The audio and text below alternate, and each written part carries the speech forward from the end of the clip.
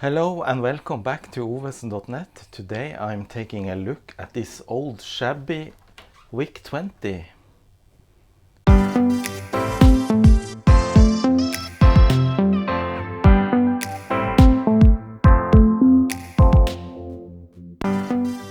The VIC20 is one of the first machines that the Commodore made for the consumer markets in the early 80s. I got this from a friend of mine, Kjell Ove. You might have seen my unboxing video when I tested this one, and it actually do work, but as you can see it's quite dirty, and space key doesn't work very well, and yeah, it's a bit yellowed,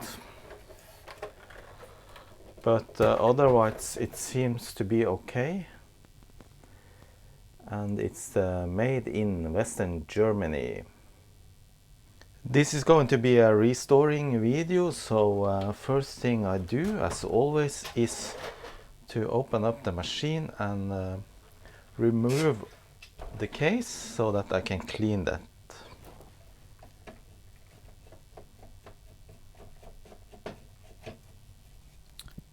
Alright, let me open it up and see what I can find inside.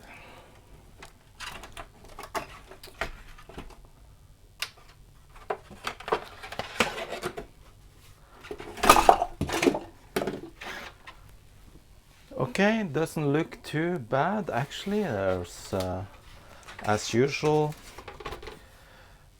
the old bunnies, yeah.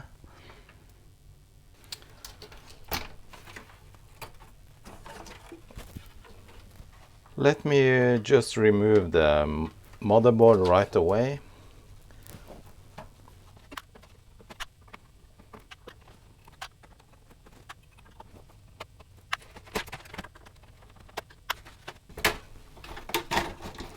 Alright, I'll take this to my garage and blow it free of dust, and then I'll do some cleaning later. Then I want to remove the keyboard, of course, to be able to clean the top case.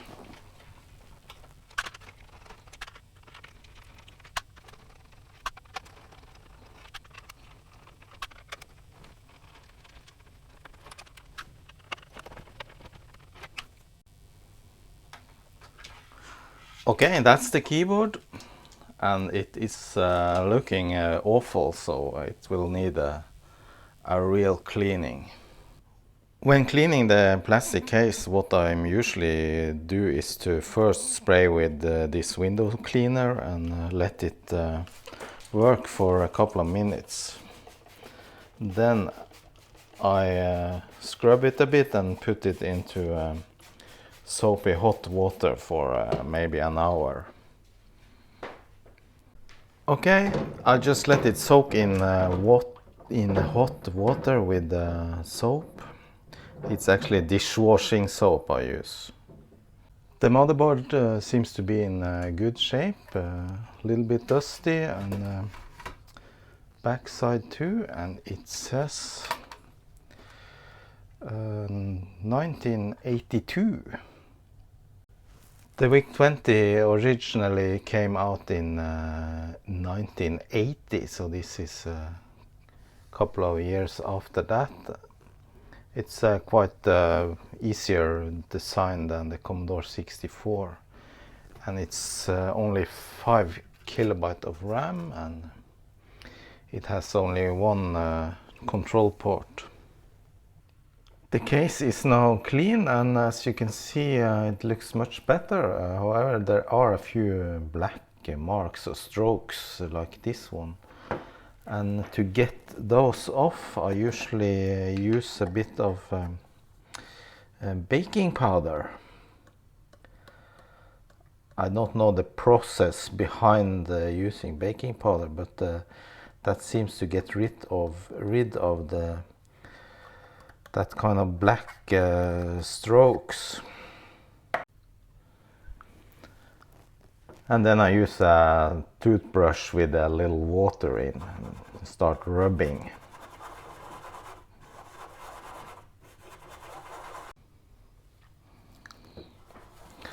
So that's it. Of course, the machine is very yellowed, and it's uneven yellowing, almost brown some places, and of course that needs another process. For cleaning the motherboard, I just use isopropanol, spray it all over.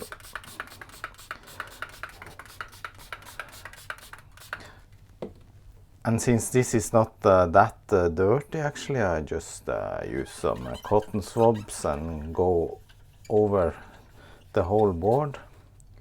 You see it is a little bit black, but that's not much.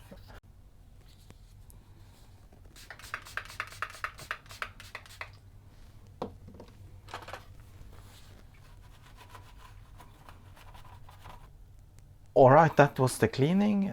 Shiny and clean board. Now I'm gonna use a little bit of electronic cleaner into the contacts.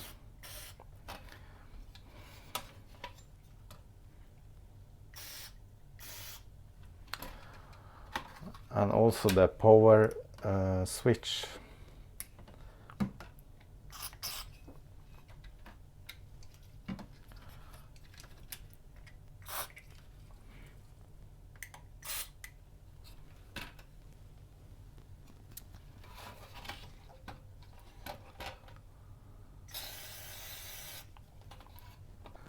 I still haven't tested the machine's functionality. I only turned it on and saw that it booted into BASIC, so that's a good sign at least.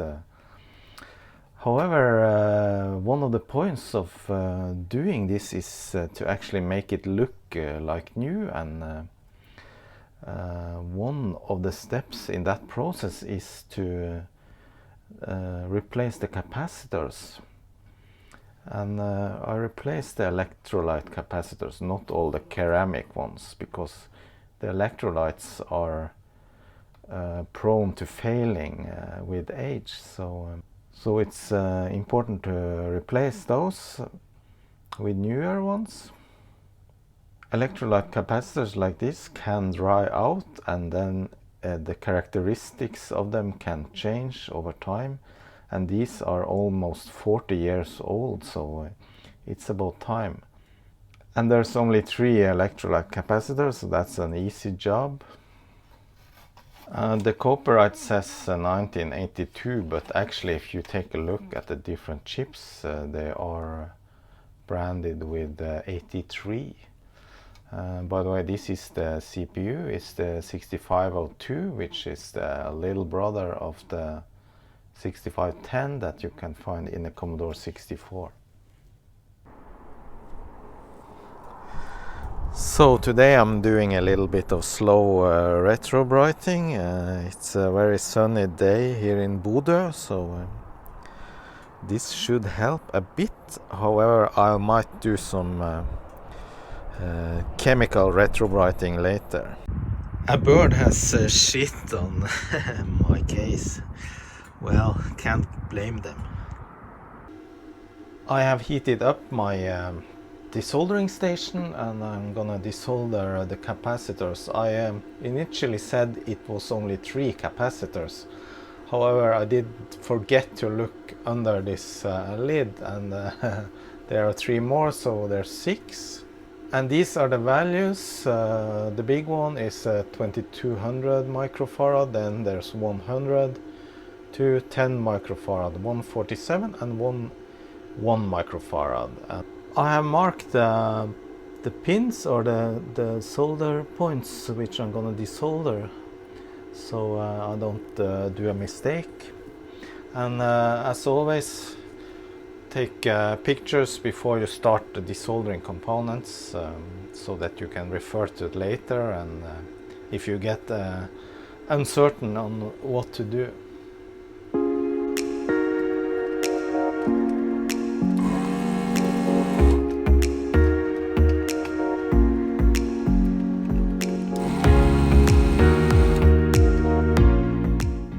That was the desoldering. I struggled a bit over here, but that's not uncommon. So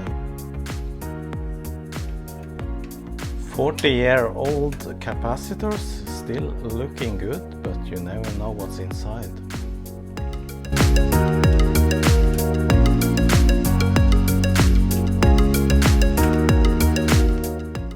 Then I clean up the solder points with a little flux and some solder wick.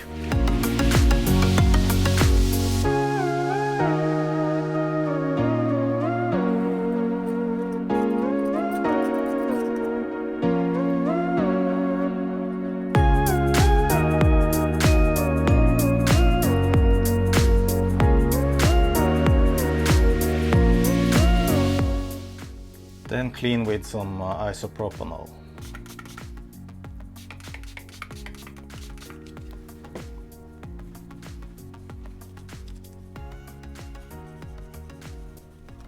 So that's how it should look, shiny and good as new to receive some new solder. Alright, time to solder in new capacitors, and luckily I got every one here, and yeah, they are different brands. Some are cheap ones from eBay from China. So I start by adding some flux to the solder points, of course. That makes the solder flow much easier when you solder. Then I add all the capacitors, and I try to keep them straight by using this gum here, which is the same as the blue tack, and it sticks with the component and holds it down.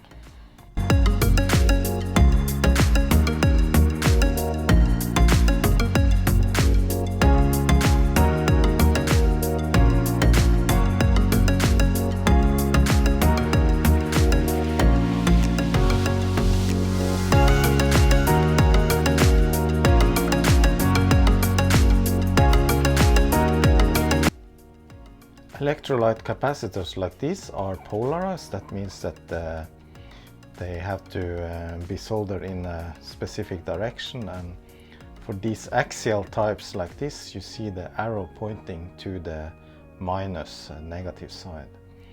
For the radial capacitors like this one, the marking on the side says it has a minus and a color, and that indicates the negative side. Alright, time to solder in the new capacitors.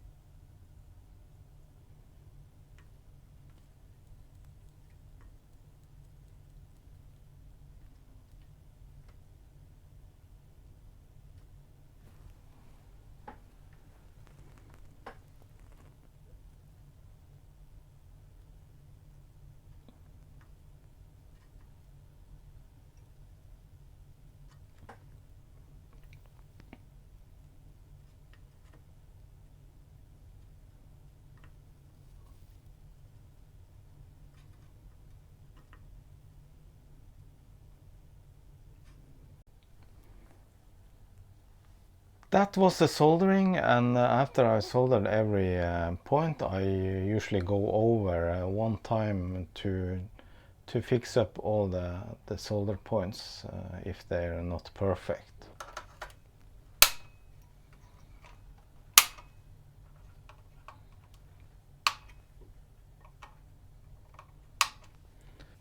Finally, time for some alcohol. That was the recapping and cleaning of this VIC20 motherboard, and yeah, I don't think there's anything more to do. It looks very good. One thing, this wire here, I don't know if this is original or not. It doesn't look like it's original. However, if anyone knows what this is for, it goes from this side here over to the user port. So yeah, if anyone has any info about that wire, then comment below the video.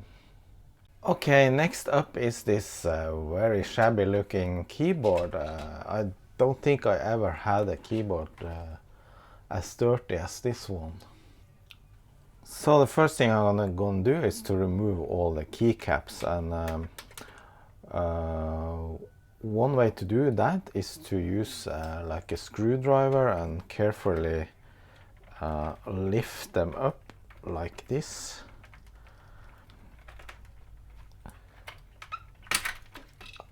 However, what you need to be careful about is if you lift them at an angle like this, for example, then you can break off this plunger under the keycap.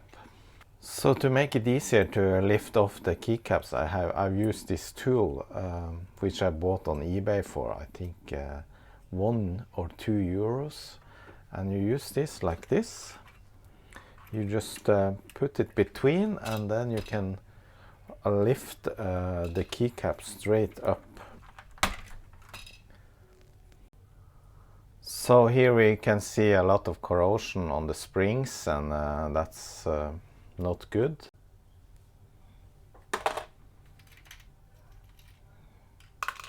Anyway, I will do my best to make this keyboard look good again and to work perfectly. Alright, on we go.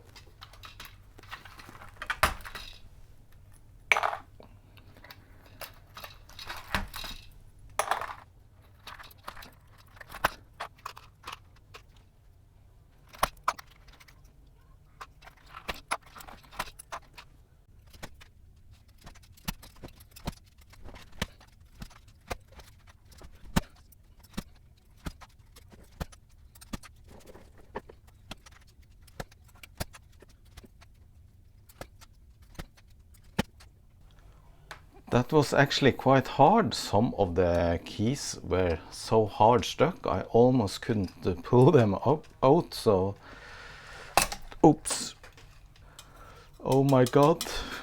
I don't know what this is. I have to clean my hands now, but as you can see here, some of the springs are actually rusted right off, so I think I'll need to replace some of those.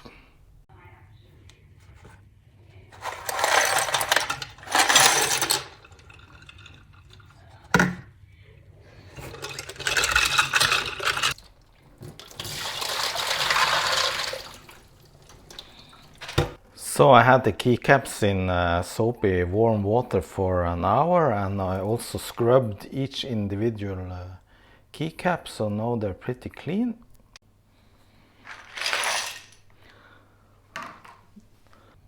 With a keyboard in a condition like this, I think it's best to remove the back plate so that you can clean under, and I want to take out all the key plungers and wash them too. So in order to do that, you have to desolder the connection for this key here. It's the caps lock key. When you desolder the connection to this switch, you need to be pretty quick, or else you risk damaging the switch by melting the plastics.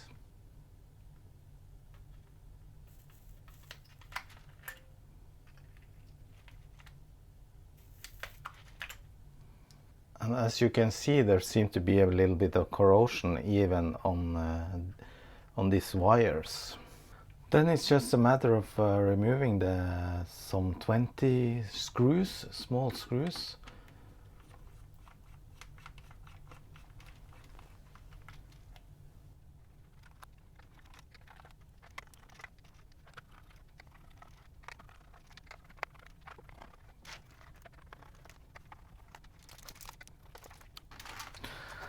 And I forgot, I got a new tool the other day. It's an electric screwdriver for for small tiny screws like iPhone repairs and things like that, and it has this set of bits that are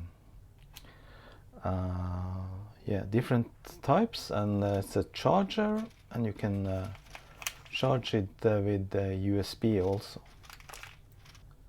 So this is the first test. Ah, nice.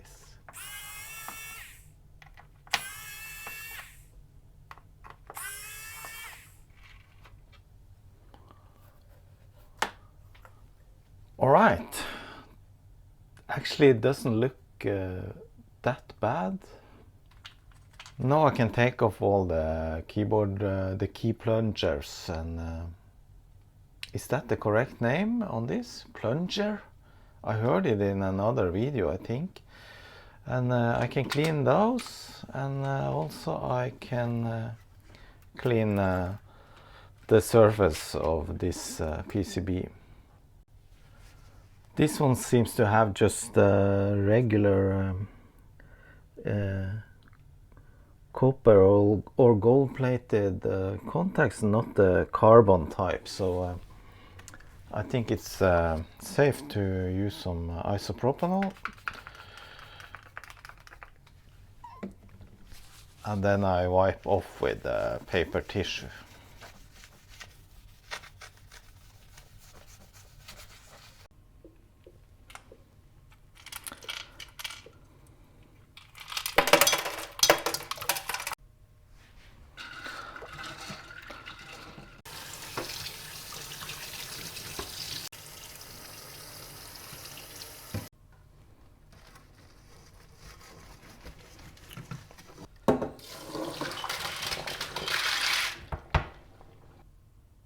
For the rusted springs, I will use this rust remover, and I just spray a good amount, and I let it soak for at least 1 hour.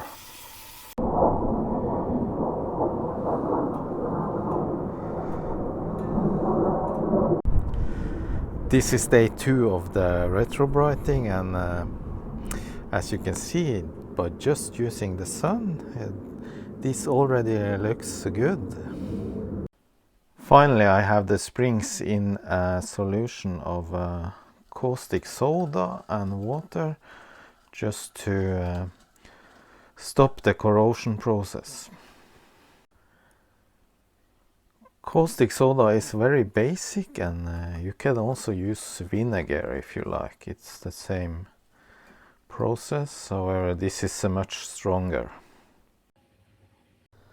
These are the springs after I have treated them with the chemicals, and I think they look much better now. Some of them has corroded completely off, but I have a spare keyboard I can take some of the springs from. Yeah. Alright, the keyboard is as clean as you can get it, and everything looks almost like new, so it's time to assemble the keyboard. Sorry for the bright colors, but to assemble these key plungers you need to raise the keyboard a little bit.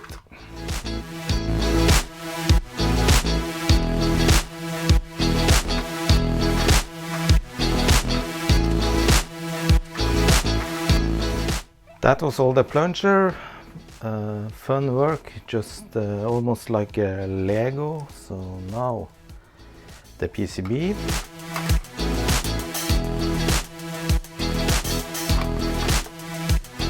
And then all the screws.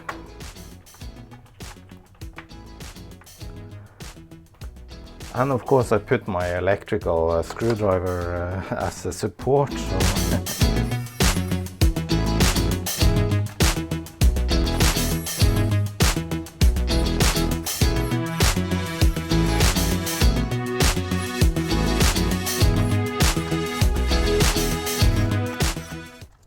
Then a little solder action to get the wires into the caps lock switch.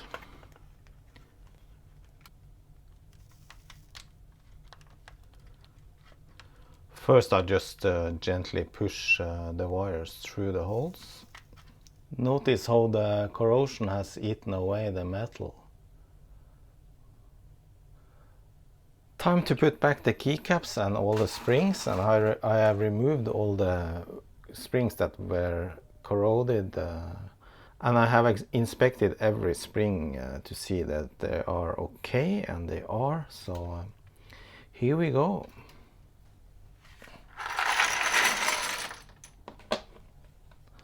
Nice and shiny keycaps, excellent. This is the funnest part of restoring the computer, to put back the keycaps, if I can manage.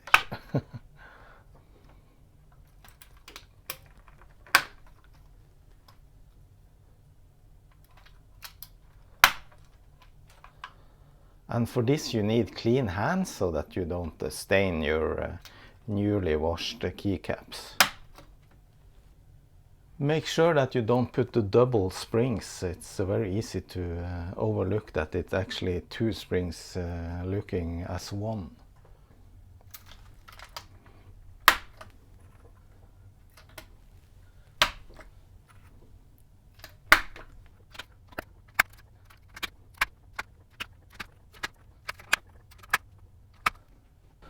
So a total of 5 springs were damaged. So and lucky me, I have a parts keyboard here, and I just need 5 springs, and then we're good to go.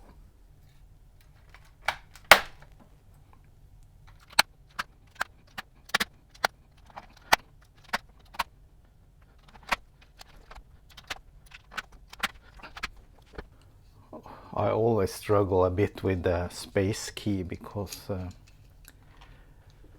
it's a bit difficult to get this metal rod into place and at the same time get those white plungers into the holes. Alright, I actually noticed just now that this metal bar that's supposed to keep the space bar level, the hinges for it is actually broken off on both sides, so either I have to fix that or I have to use my spare keyboard instead. Anyway, for now I just put the metal bar behind the plunger, and the space bar works, but it's not completely stable. So alright, that was the keyboard, almost as good as new, shiny and excellent looking. I have taken the case in from the sun. It's been in 2 days, around maybe 20 hours in the sun, the spring sun north of the Arctic Circle. And as you can see, the improvement is very good. I think this is excellent. This shows that you don't need hydrogen peroxide or anything else to retrobright or to remove the yellowing. Sun is enough. However, I don't have time to wait anymore, and there is still a little bit of yellowing. You can see it here. That seems to be the original color at that spot, and here is a little bit of yellowing in the front. So I'm gonna do a little bit of hydrogen peroxide cream and my oven just to see if I can get it perfect. I have this 12% hydrogen peroxide cream. I just apply a little bit, and then I'm gonna use a brush to get a thin coat.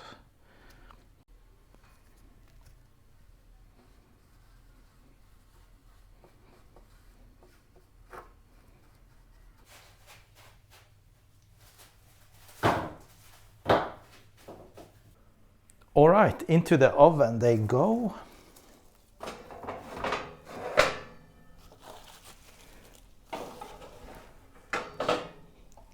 I have the oven on 55 degrees, but make sure that you don't set it too high or that your oven is showing the correct temperature.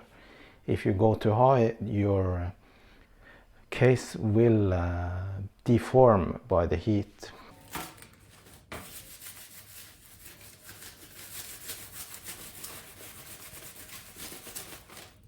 Alright, I finished with the retrobrighting, and this looks promising, so let's open up and take a look. Retrobrighting is done, and look at this. This is a fantastic result, I think. So very pleased with this result. So I think I'm gonna start assembling the machine. First I'm gonna put the LED back into place.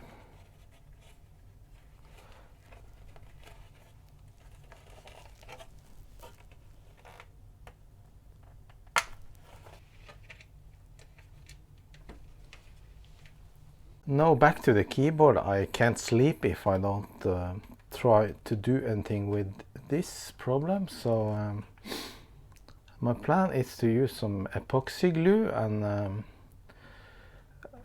in order for this bar to be able to tilt, I will use some Vaseline or something on the metal bar to make it able to flip over while the epoxy is curing. So I apply a little layer of actually not Vaseline, this is silicone grease. I don't think the epoxy will stick to that. So then I put the metal rod into place and try and make it stay there by using this blue tack or white tack. Then a tiny amount of epoxy glue. Try to get something from both. One seems to be, oops, yeah, tiny and tiny here.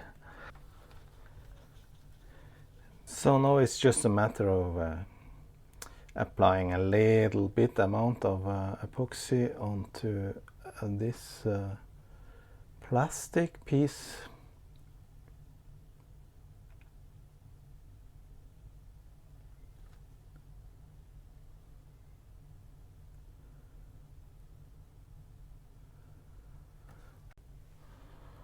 All right, I think that's enough. Notice that this is a one-time fix. I'm not hoping that I can remove this metal bar and put it back in place again later. If I need to do that, then I have to break the fix. Alright, while the glue is curing on the keyboard, I'm gonna start assembling the VIC20, and yes, I do keep this RF shields. I think the machine should be original, so I keep this one too.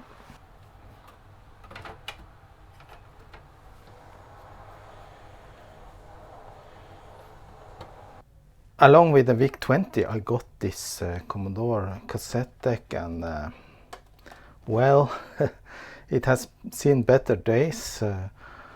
I was wondering if I should try and fix it up, but I think there's too many issues with this, so it will require a whole video in its own.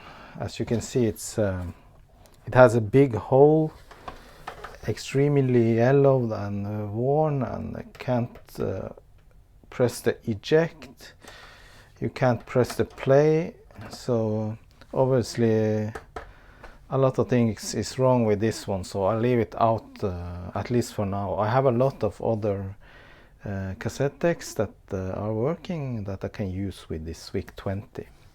I also got this power supply, and this looks okay. It's yeah, it's a little bit dirty, otherwise it's fine looking. I'm gonna clean it up a bit, and then I'm gonna measure the voltage to see if it's okay.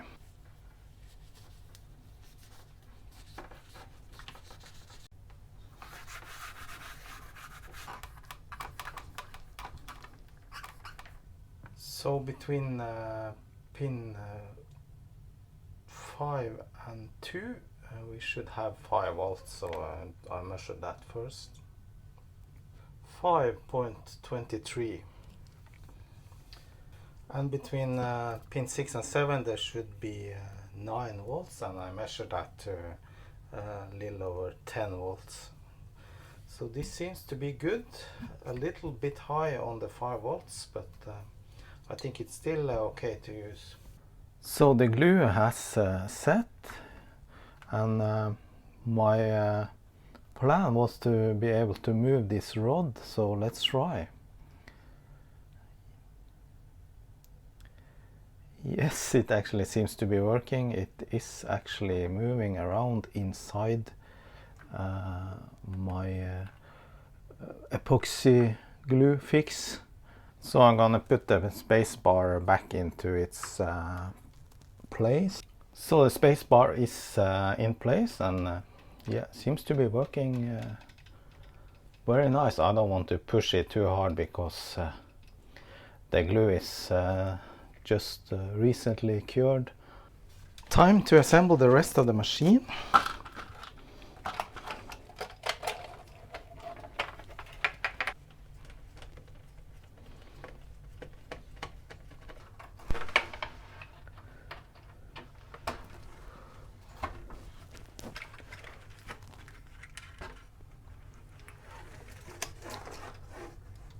LED and keyboard connected.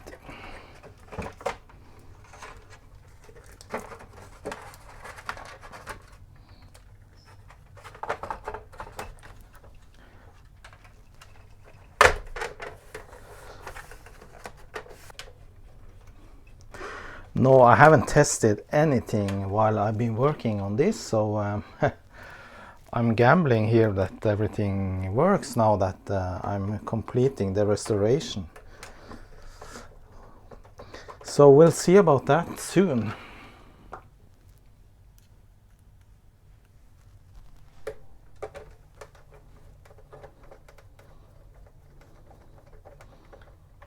Alrighty, moment of truth. Will this machine work?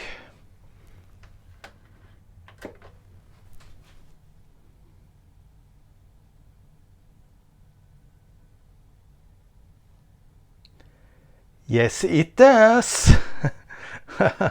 All right, excellent. Another happy moment at ovesen.net. And every key seems to be working. Shift lock. I think I said caps lock earlier in the video, but this is shift lock. Next I'm gonna test that the machine actually works, and I hooked up my Pi 1541 and I have some disk images that I'm gonna load. So.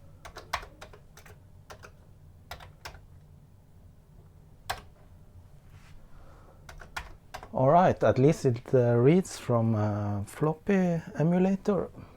Here you can see the different folders on the memory card, so I'm going down to VIC20. And here's a couple of programs, so I'll try Breakout. Breakout sounds fun. Press return to start. Use cursor keys to move paddle. Oh, and the sound works too. Oh, nice.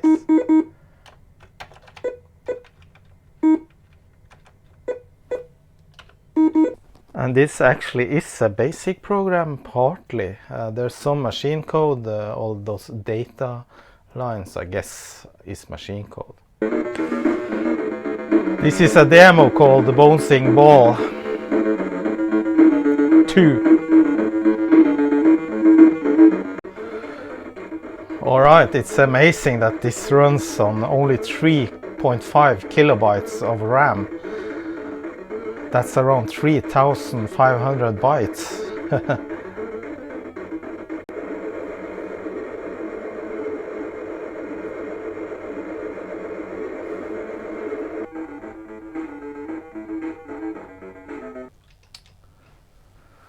Alright, that was it for this video. I really hope you enjoyed it. I did retrobright, I did cleaning, I did recapping, and the machine turns out to be in good shape now. So yeah, I'm pretty pleased with that, and hope you'll subscribe to my channel if you don't do it already. And with this I say thank you and bye bye.